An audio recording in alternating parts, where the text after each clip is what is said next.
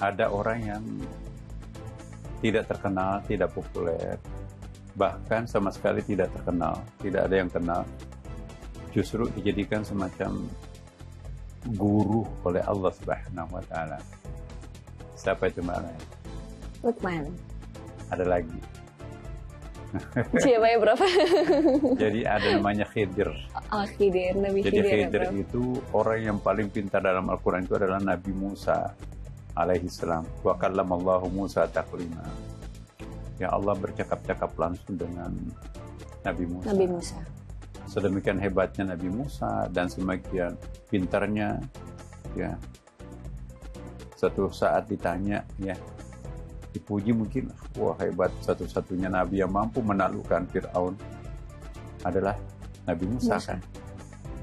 Nah, tapi entah kenapa Allah memerintahkan Nabi Musa untuk belajar. Hei, kamu itu nggak ada apa-apanya, harus belajar. Alangkah kagetnya disuruh belajar kepada orang yang sama sekali nggak punya popularitas. Dia bukan profesor, dia bukan kiai besar. Seorang nelayan kumuh yang nggak dikenal siapapun. Dan dialah yang memberikan pencerahan. Dan pada akhirnya disitulah kagum, takjub, dan setengah mati. Ternyata asumsi yang selama ini siapa yang populer itu adalah guru yang terbaik. Ternyata tidak benar. Nah, Luqman juga menarik perhatian kita, ya, karena dia bukan seorang nabi, bukan seorang rasul. Dia biasa-biasa saja, tapi kok menjadi nama surah dalam Al-Quran namanya surah Luqman. Nah, siapa Luqman ini? Itu kalau kita lihat dalam sejarah, ada banyak pendapat. Ada yang mengatakan sesama dengan Nabi Musa, ada yang mengatakan sesama Nabi Isa, ada yang mengatakan juga justru sebelum lahir Nabi Muhammad SAW. Ada yang mengatakan justru ya ketika Nabi sudah hidup, ya kan. Allahu a'lam. Tapi banyak cerita tentang Luqman ini. Satu poin yang sangat historikal, ya, tapi ini simbolik sebetulnya. Suatu saat Luqman punya anak laki-laki satu, kan, dan dialah yang membesarkan anaknya tanpa seorang ibu yang nggak tahu apakah ibunya meninggal atau cerai. Dia single parent.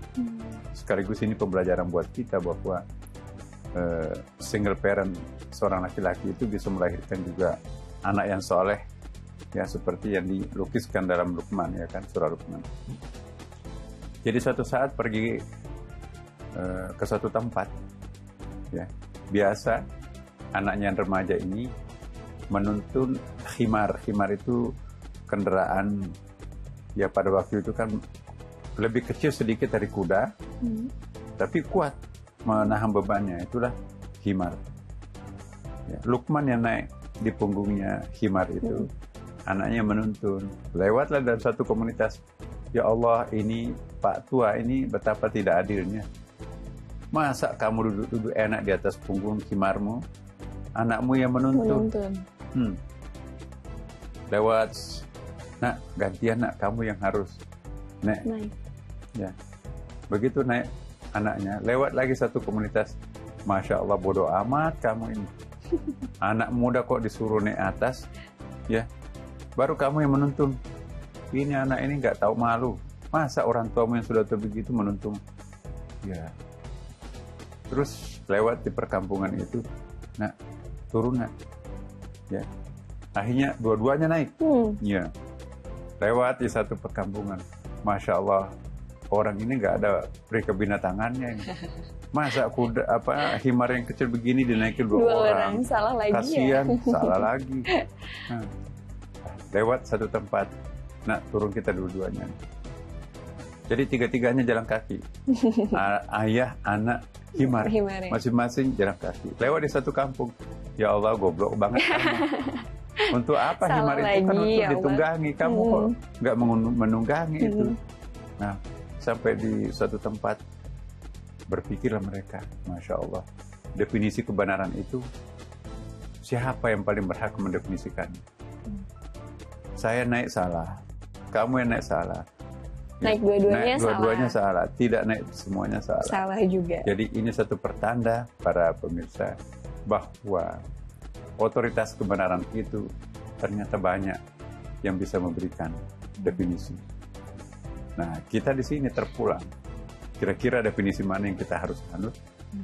kira-kira apa yang paling layak untuk dijadikan semacam dasar pertimbangan untuk melahirkan sebuah otoritas kebenaran yang valid secara intelektual, secara emosional, dan secara spiritual. Nah, disinilah karena banyaknya cabang-cabang kebenaran itu, kita perlukan hakim di sini. Disitulah perlunya kitab suci. Karena kitab suci itu kan tekstual. Kadang-kadang kita perlu penafsiran. Disitulah perlunya seorang nabi memberikan penjelasan terhadap teksnya. Tapi kalau nabinya sudah wafat, Qur'annya masih ada. Kan ada hadis Nabi, al ulama warasatul anbiya.